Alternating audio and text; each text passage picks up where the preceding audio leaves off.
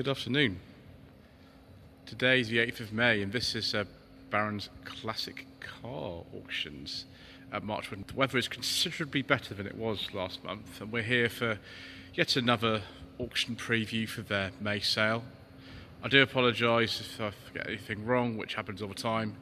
If I fall over, if there's interruptions from things going on in the background, I'm afraid that's just the way it goes on this channel.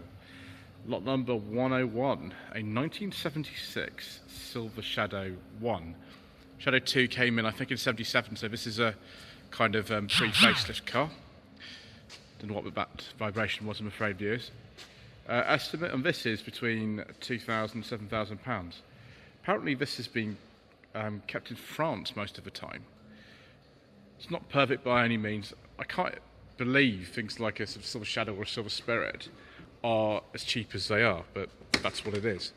Particularly because in this one we've got a very nice beige leather interior with wood. I mean, like a Silver Spirit or a Bentley 8 or something like that, you can smell it. In fact, I'm going to have a sit down in here.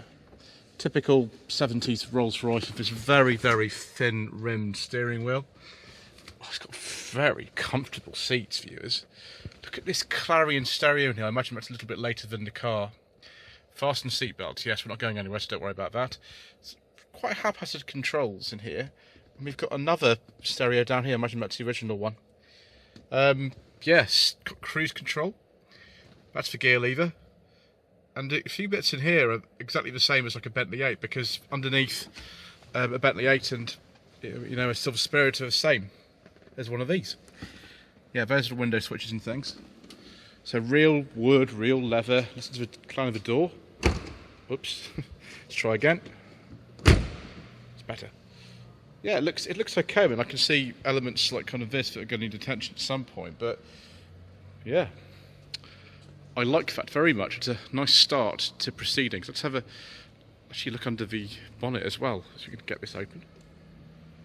Oh, yes, 6.75 litres of absolute and utter joy. Next one, 102, a 1988 Volkswagen Golf GTI. The MOT expiry is actually in October, so that's good. I think they call these the bottle cap wheels, as far as I remember. It's not facelift, not a big bumper model. It's not the 16 valve. It's just the 8 valve, but it looks okay. But the information I've got here says that actually the bodywork's not in the best condition, and yeah, I mean you can see that it's sort of not. But £2,000 to £3,000 for a Mark II GTI isn't actually that much money, really. Yeah, it's also on this side. It looks okay. I mean, we can have a look inside if it's open. I just remember these door handles from my youth because my parents had a Mark I Jetta until 1990. Mark II dashboard's a bit different from a Mark I Golf or a Mark I Jetta, but nevertheless, it's still got this really sort of austere feeling to it. Even though we've got things like electric windows in here, it still feels quite basic, even if it isn't necessarily. That's the way 80s Volkswagens were. Mark II plays the same. Yeah, it's okay actually. We've got some music in there if someone wants it. See if there's any information here. Presentable and usable car. Yeah, it is. You take that to something like Retro Rides Weekend or something like that. That would be very welcome there. I'm going to skip the bikes in here, viewers, so we're not sequential in that way. We're not to 104 to enter the cars. A 2009 Range Rover L322 5-litre V8 supercharged autobiography. Estimate 8 to 10,000. So this is, I think the final facelift was like 2010. This is a sort of first facelift one.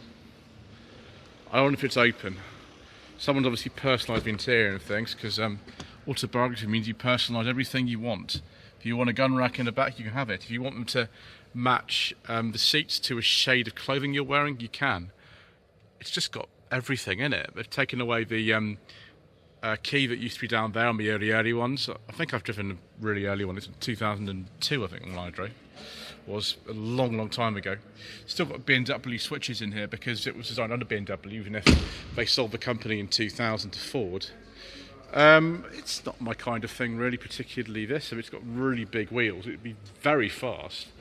but it's just a little bit, I don't know, unsubtle for me perhaps. Your opinion, of course, may vary.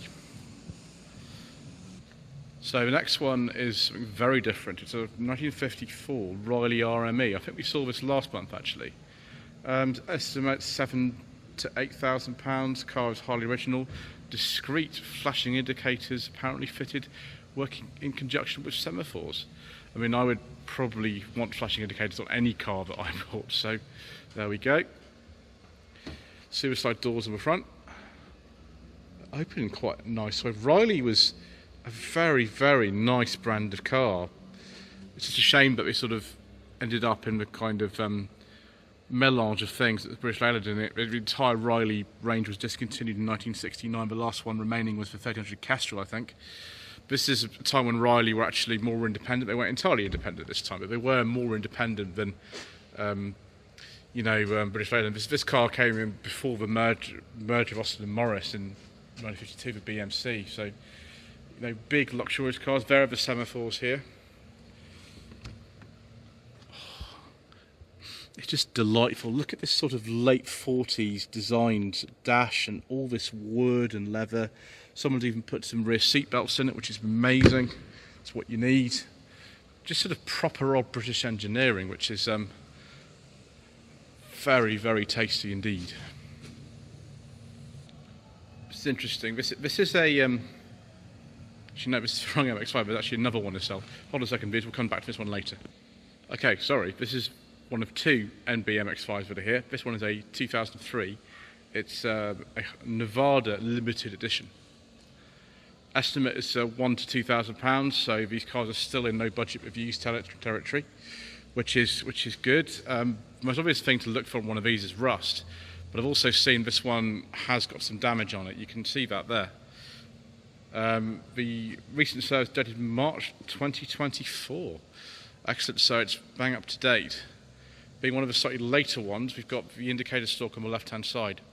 Only got a 5-speed gearbox. The MX-5NB that I drove back in November 2019 was also, I think, a 2003. That had the 6-speed gearbox in it.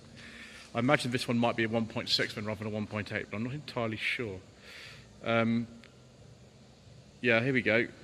You can actually get a 1.8 and a 1.6 Nevada according to this information here. MOT is also recent. Yeah, I mean, it's not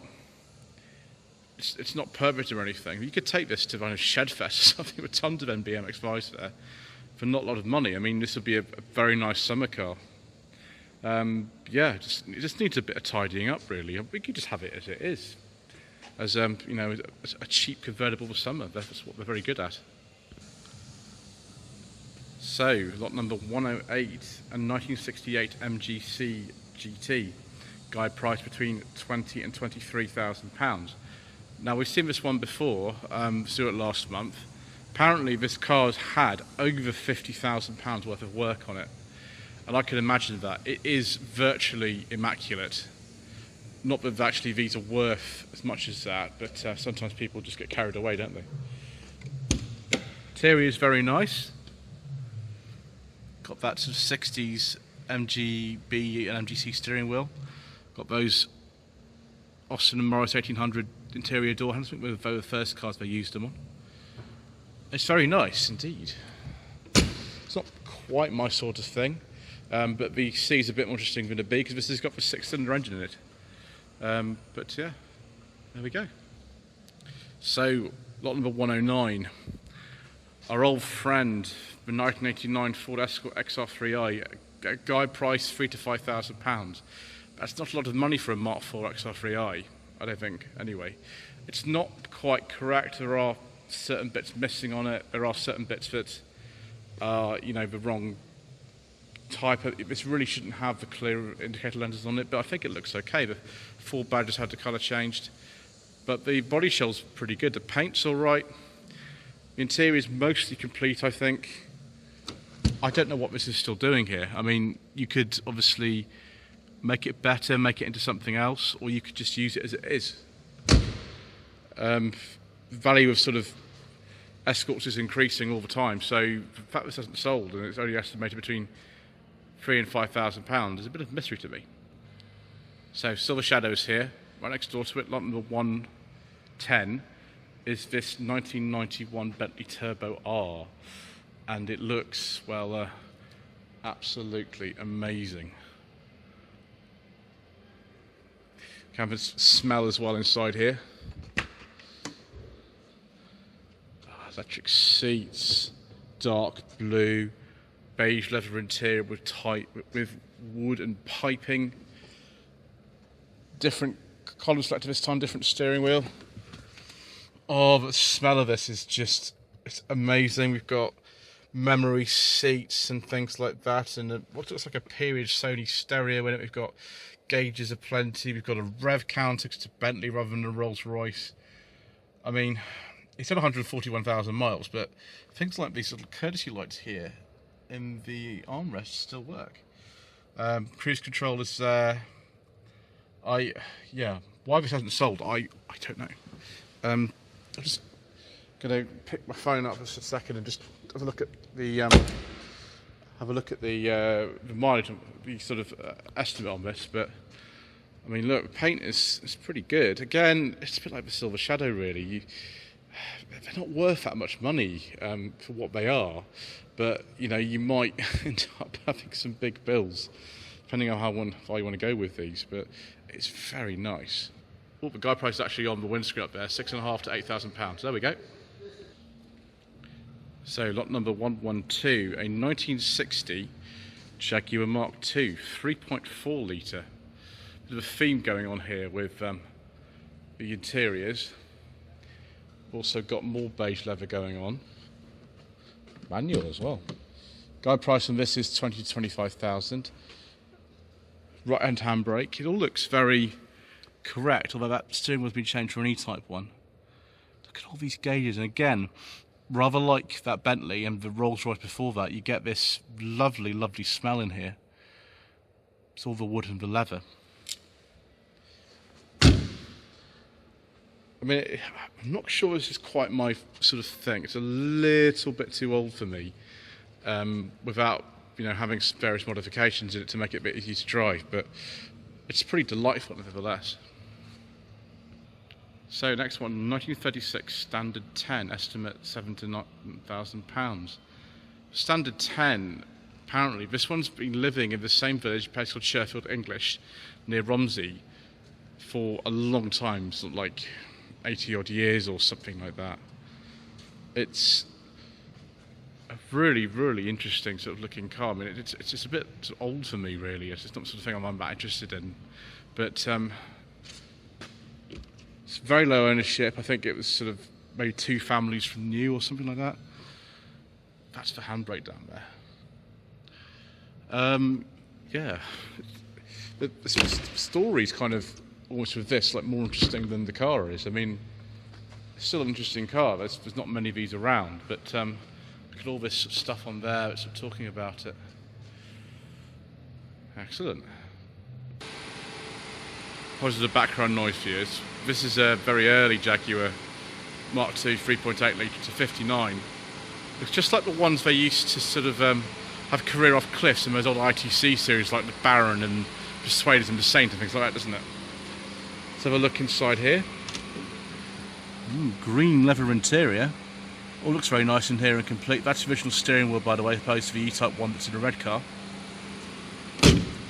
Estimate, same as a red one actually, £20,000 to £30,000. I think because this is a slightly early one, it's got some of the early features, it's worth a little bit more money, but yeah, I suppose you've got a choice here. Better the 3.8 though, which obviously to most people are a bit more desirable than the 3.4s. Lot number 117, a 2004 Jaguar XKR carbon fibre. So it's a late X100 XKR, this one. The carbon edition apparently is a very high specification, estimate £7,000 to £9,000.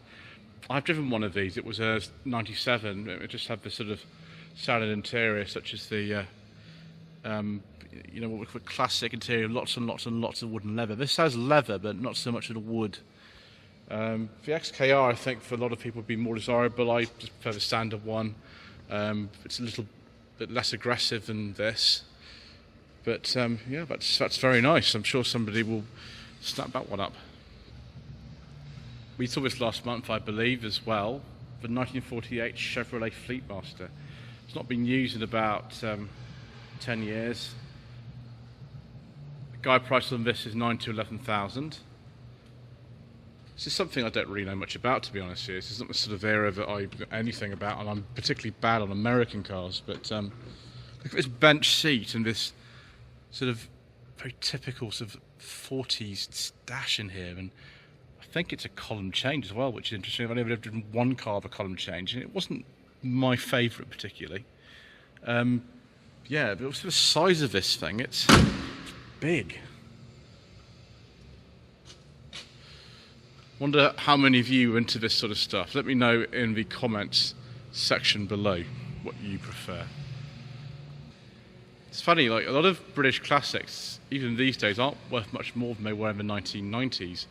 And this is no exception to the rule at all. This is a 1956 Austin A40 Cambridge. It's known as Ethel, apparently. Matching numbers, new MOT, overall quite good condition. Yeah, it is actually. Let's open up this door. Hello, Ethel. Oh, look at these indicator stalks, one with sort of flashing end on it and things. Someone's quite wisely upgraded the stereo to something a bit more modern. The door's flapping, I'm just going to have to hold that like that to make sure it doesn't touch the car next to me. Yeah, sort of half bench seats. Imagine there's another column change car, like the Chevy was. Got these things on the dash with letters that I don't know what they do. It's common on the older cars, isn't it? Just all confusing. Then a little round accelerator pedal. You can almost see this appearing in some kind of 50s drama or something. That was going to the door. Yeah, I think they made an A55 version of this, which would have been a bit more powerful. This is the A40, and as far as I can see, that's actually in really, really nice condition. So maybe oiling those door latches might be one of the first jobs you do, though. So, 1988 Jaguar XJS V12 HE automatic. £3,000 to £5,000. That sounds really cheap for one of these, and it is, but it needs work. It's got an MOT, but it needs anti-roll bar links, shock absorber top mounts or something else, and some other work. So maybe not necessarily something that you should buy unless you're wanting a project. Bodywork's not too bad on it actually. Looks all right. See there's a little bit of rust going through there. Just needs a bit of finishing off really, perhaps. Smells good. I'd like to try a 6-cylinder one of these actually. I've only ever driven a V12 cabriolet, it was only briefly. But yes, you know, personally I prefer the later cars to this. The facelifts of 91, then not 92. Made the car look a bit different. Some of you prefer this sort of earlier look, I don't know, but it doesn't seem like a lot of money for something that maybe just needs a bit of finishing off, or maybe not. Lot number 122, a 1971 Gent Interceptor Mark III. I'm getting vibes here from the Protectors because that was filmed in 71 and 72 and broadcast 72, 73. And Robert Vaughan drove a 1971 Interceptor in that. It was a car that belonged to Jensen UK. So if you want to relive these sort of jet set fantasies of the early 70s, and this is a car for you. Estimates about £30,000 to £35,000, I think. This one looks really complete and in very, very good condition. I suppose it's on the list of cars I'd like to try at some point in my life, a Jensen Interceptor. I don't know whether that will happen, but maybe it won't be this one. Nice though it is. Talking of stuff from the early 70s, here is a 1973 Bedford CF. It's camper van. It's estimated between £5,000 and £6,000. There are definitely things to do on this. You can see straight away that this bonnet edge here is quite rusty. It's got the 2.3 Vauxhall Slant 4 engine in it, which has added things like the Victor. It's a Deluxe camper model. Let's have a look at the interior. Gosh, it's so basic, isn't it? Things like that. But then the transits were as well. They didn't really give you any sort of luxury of this time in vans at all. But the look of it is amazing. Very sort of American influenced. The CFs continued, I think, until 1988, but were a very long-lived model for Bedford. And then, of course, they went to the Midi, which was a rebadged Zuzu. Yeah, interesting. Such a beautiful little car, this 1970 Alfa Romeo 1750 GTV. One of the 105 series coupes that they made in the 60s and 70s. I have driven one of these. It was a 1300 Junior, which had a 2-litre engine put in it. Drum position is, well, interesting in these. You sit there and you think, oh, it looks great, and then you realise you can't reach the gear lever, so you can move the seat forward, and then your legs get cramped. But wooden dashboard, gear change there in the middle, very delicate little Italian switches. I'm not going into a full this. It's 29 to 32,000 pounds. A bit off my price range, but I love that. More American action here. A 78 Corvette C3, estimate 9 to 10,000 pounds. All fiberglass, of course. Again, it's like the Chevy, but it's not really exactly my kind of thing. But I appreciate it for what it is, and some of you will be now thinking, oh my gosh, I want to bid on that. That's sort of the thing that I want. I actually drove a Corvette. It was a completely different model. It was a much newer one than this, quite recently. It's also left-hand drive, and I didn't quite get on with that, but some of you, that won't bother you at all, I don't think. And here's the other MX-5. This is a bit special. It's a Mazda Speed Turbo. No power steering, limited slip differential, operated suspension, and brakes all round. One owner in Japan, service history from Japan. Import, beige leather interior. Estimate 10 to 14,000, 6-speed gearbox. Isn't it strange how these cars are the same year, and yet this is estimated at 10 times the value of the other one? It's absolutely bonkers, really. But it does look very different, and it has a different specification. This will be a lot faster as well. So let me know in the comments section below what it actually is that you prefer between these two MX-5s. Or Miata, apparently this is called somewhere. So, lot number 130, 1991 Volkswagen Beetle. Estimate 4,200 to 5,500. Right-hand drive, would have been imported from South America at some point. There were people who used to convert them back in the day. That steering wheel, I think, is off of like a Mark II Polo or something. And some of the switches are. So it's a bit more modern. Someone's put some USB ports in there. Let's close that door properly. Yeah, I mean, there's not cars that I really know much about. I know this is a 1.6 engine in here, and it's long after the German production finished. But yeah, it's got a little bit of rust on it, but it looks good. Yeah, I mean, is that something that is desirable to any of you? Let me know in the comment section below. So next one is a 2005 Mini Cooper R52 S convertible. One lady owner, 57,000 miles. Estimate 3,000 to 4,000 pounds. I wouldn't say this is me. I've driven an R50 and R53 Mini, and they were good fun. I don't think I'm really sort of that kind of person who likes it. I find them a little bit cramped, but I mean, it looks good for what it is. Be fast anyway. So, I think this is an E92. This one. It's a BMW 320i SE Coupe from 2010. It's before they called them the 4 Series. 3,000 to 4,000 pounds, 92,000 miles with 9 service history entries. Interesting wheels on this. It's quite a basic spec for one of these. Is this open? It might not be. No, it's not open. It looks alright, actually, doesn't it? Most of these you see are the M3 model rather than the standard one. Having driven a 4 Series recently, they were alright. It was pretty good, actually.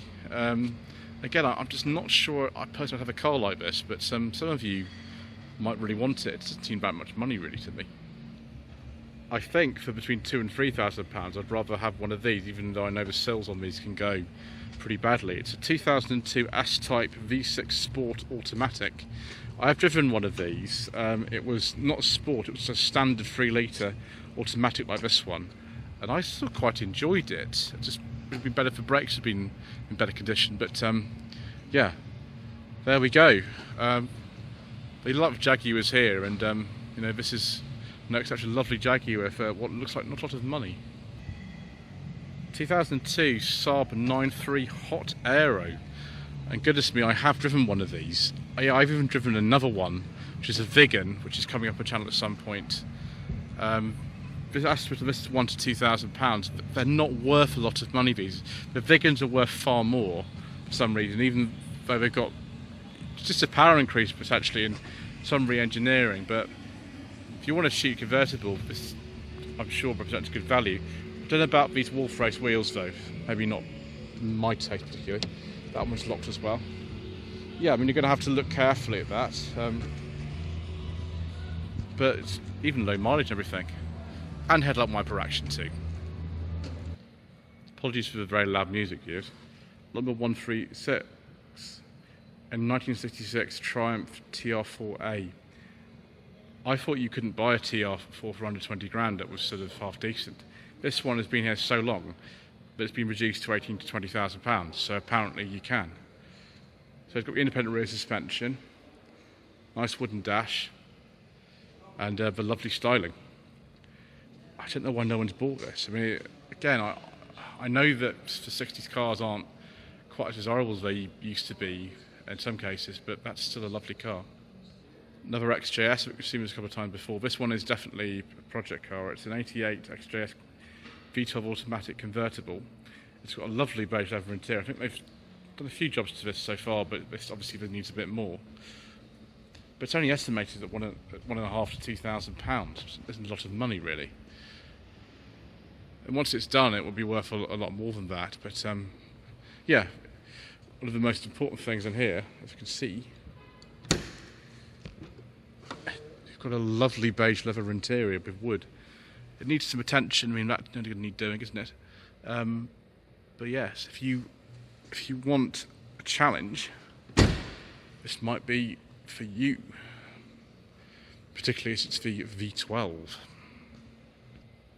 So, a 1994 Mercedes-Benz SL 500, it says on here. It used to be 500 SL, they changed that part way through. Again, a beige leather interior with wood. Estimate on this is £7,500 to £9,000. It also comes with a hard top, which is just over there. That does look rather nice for you, actually. The L129 is a car I've always wanted to actually try for myself, especially with this nice V8 engine. But yeah, not quite achieved that yet. I know that they're not actually that expensive for what they are yet. Obviously when they were new, they were phenomenally expensive. We've even got parking sensors. Wonderful. And last, they've literally just cleaned this. In 1990, Mercedes-Benz 300 SE, so it's a late example of this model of S-Class. Guide price is £6,000 to £7,500. Probably open it, so we're going to have a look at the interior. Yes. One of the best cars in the world at the time, and it still looks good in here. Absolutely looks brilliant. See if there's any other information about it. Working electric sunroof, working air conditioning. I mean, that's quite a tasty car really. For, again, not that much money really. The bodywork looks pretty good, to be honest, to me. Yeah, that'd be a nice car to take to shows and things and just have effortless luxury travel. Anyway, thank you ever so much indeed once again for watching. Please don't forget to subscribe to the channel, like this video, leave a comment below, and we shall see you again very soon for some more incorrect information.